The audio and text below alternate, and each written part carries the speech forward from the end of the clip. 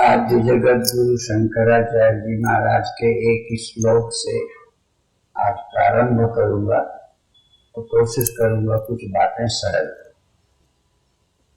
यथा दर्पणा भाव आभासहानि मुखं विद्यते कल्पनाहीनमेकम् तथा धीर योगे निराभासको यः स नित्योपलब्धि स्वरूपो हमात्मा। पहले हम अपने मुख को शीशे में देखते हैं, अभी सुन रहे थे। अब बिना शीशे के मुख नहीं दिखता, फिर भी लोगों का ध्यान मुख पे तो जाता है, शीशे पे नहीं। ऐसे ही और बहुत दृष्टांत दिए। घड़ा आप देखते हैं पर मिट्टी न दिखे, घड़ा दिख जाए, ये संभव नहीं है। फिर भी हमको मिट्टी नहीं दिखती, घड़ा दिखता है। मिट्टी दिखे बिना घड़ा नहीं दिखता, क्योंकि घड़े का जो अस्तित्व है वो मिट्टी में ही तो प्रतीत हो रहा है, उसके आश्रय में। फिर भी हम घड़ा देखते हैं, मिट्टी नहीं देखते।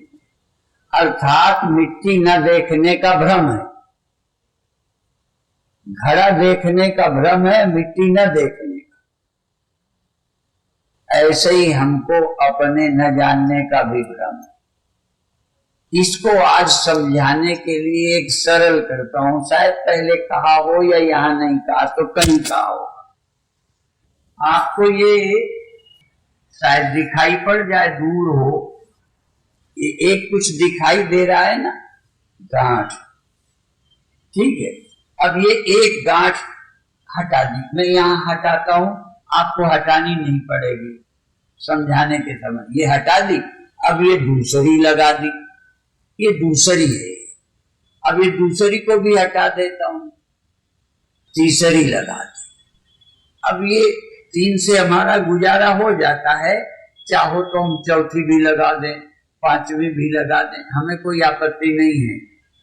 4 कहो, तुरीयातीत कहो, तुरीयातीतातीत कहो, बढ़ा लो तो, पर हम 3 से गुजारा कर लेते हैं। ये तीनों गांठें आपको दिखी, पर सच ये है कि इसमें आपको साफी दिखती है। ये वेदांत की ही बात है, पर मैं अपने ढंग से कहना चाहता। जहां चेतन आधार होता है तहां दृष्टा अलग नहीं होता। जहां जड़ आधार होता है तहां दृष्टा न्यारा होता है। तो गांठें भी तुम्हें दिखी और ये कपड़ा भी तुम्हें दिखा, दोनों तुम्हारे दृश्य हैं। पर जहां अब चर्चा करनी है तहां सब दृश्य हैं, एक ही दृश्य नहीं है और वो है आप। जागृत दृश्य है, स्वप्न दृश्य है, पर जिसके दृश्य हैं वो दिख नहीं रहा। उसी के दिखाने, उसी के जानने, उसी की परिचय के लिए सम्मेलन। जागृत हुआ, जागृत न होता तो जगत ही न दिखता। इसलिए ज्यादा विस्तार नहीं करना, वो मेरा विषय रटा रटाया, पढ़ा पढ़ाया, पीसा गीता उपनिषद मान लो, विस्तार नहीं करना। पर जागृत हुई तो जगत दिखा। जागृत यदि लगातार रहती तो जगत दिखता रहता। इसलिए जागृत स्थायी नहीं है। जागृत गया, जैसे गांठ हमने हटा दी, जागृत चली गई, यहां तो मैंने हटाई, वहां हट गई, जागृत चली गई और दूसरी अवस्था आ गई स्वप्न। वो भी नहीं आपने हटाई, हटाने का प्रयत्न नहीं किया, गहरी नींद आई। पर किसके रहते आए? यहां तो एक कपड़ा है जिसके रहते गांठें आई, दिखाई गई। ये जागृत आई गई, स्वप्न आए गए, सुसुप्ति आई गई, किसके रहते? क्या ये बिना रहते ही सब आए गए? माने निराधार, कपड़ा नहीं गांठ आई, कपड़ा नहीं गांठ गई, दूसरी आई, किसमें? आधार कौन? तो वहां चेतन ही तो आधार है।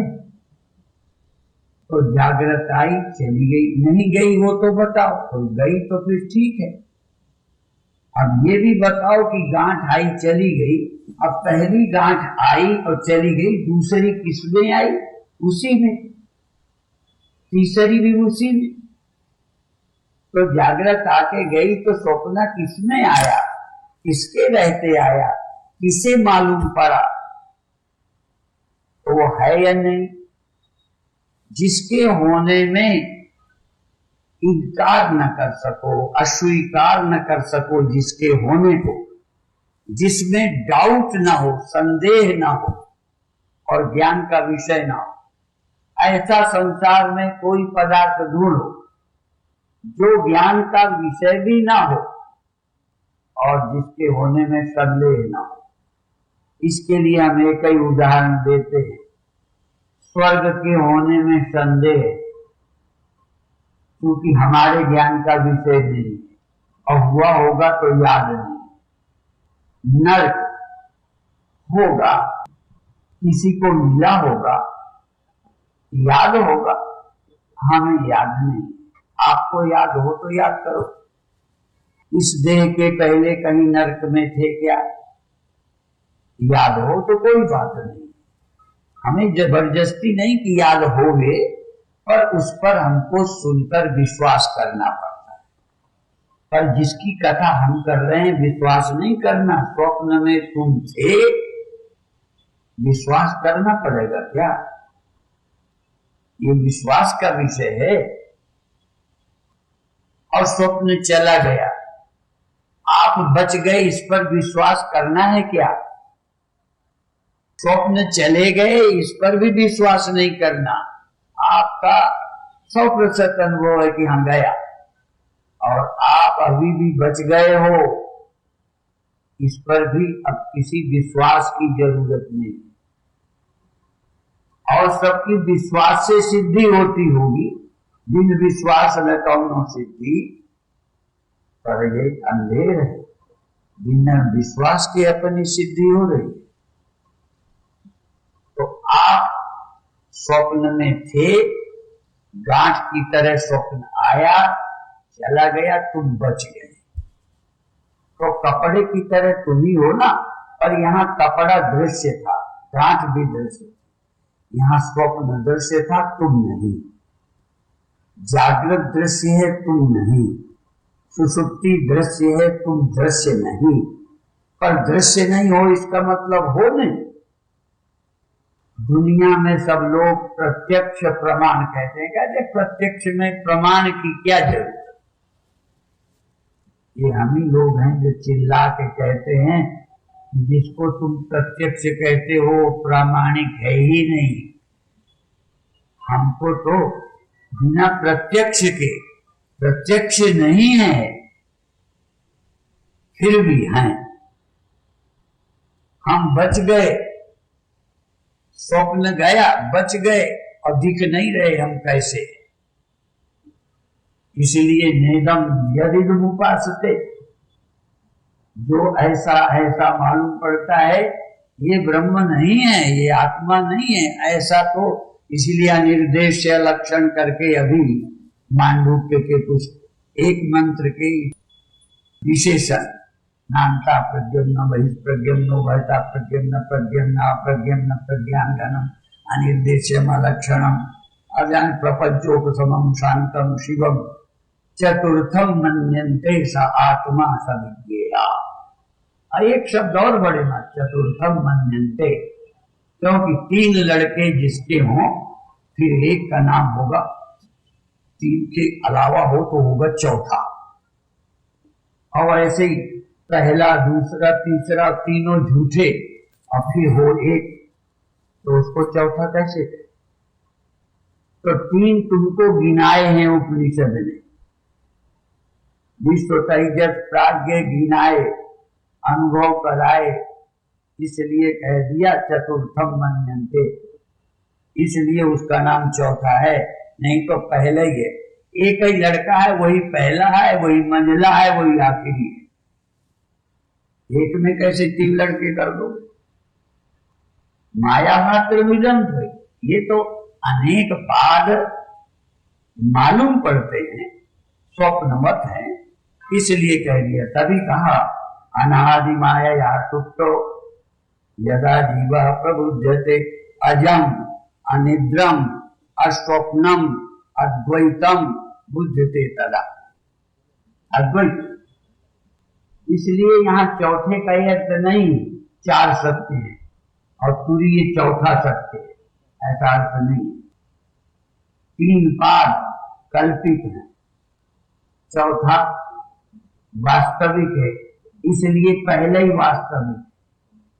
पर इसको पहला कैसे कहें, पहले तो आपको गिना चुके, इसलिए ये आत्मा ही सत्य है।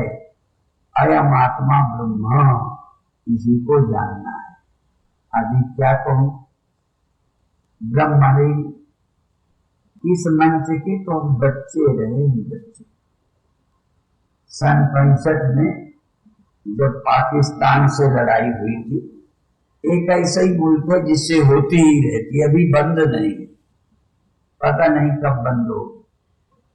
लोग कहते भी है ना कि लातों की देवी बातों से नहीं मानती, वो कब बंद हो।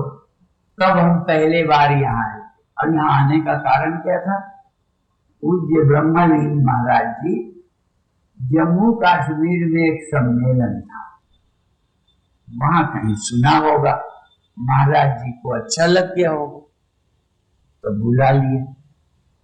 अब रह गया बोलने का, समझाने की क्षमता तो धीरे धीरे आती है, अभी तक पूरी नहीं है। हम जितने को चाहें सबको समझाने नहीं समझा पाते, नहीं हमें कौन कंजूसी है। तो महाराज जी की कृपा से यहाँ आना शुरू हुआ, और उन्हीं की कृपा से आप सुन रहे हो, और ये धन्यवाद तो जरूर दूंगा। लोग बिल्डिंग बनाने में पैसा बहुत खर्चते, विरक्त शिरोमणि पूज्य वामदेव जी महाराज ने कुछ नहीं बनाया, इनको भी उनके चेले नहीं बनाने दे रहे थे। स्वामी अनंत देव जी को मुझे याद है, वो कई भक्त कहते थे गुरुदेव ने कभी नहीं चाहा, न बनाया, न बनाना चाहते थे, न बनाना देना। तो मेरे से बात हुई स्वामी अनंत देव जी की, मैंने कहा हमारे यहाँ के वो गुरुओं के भक्त जिनको कहा था यदि गुरु का तुम कुछ बनाओगे तो क्या हो जाएगा, तभी उन्होंने बनाया।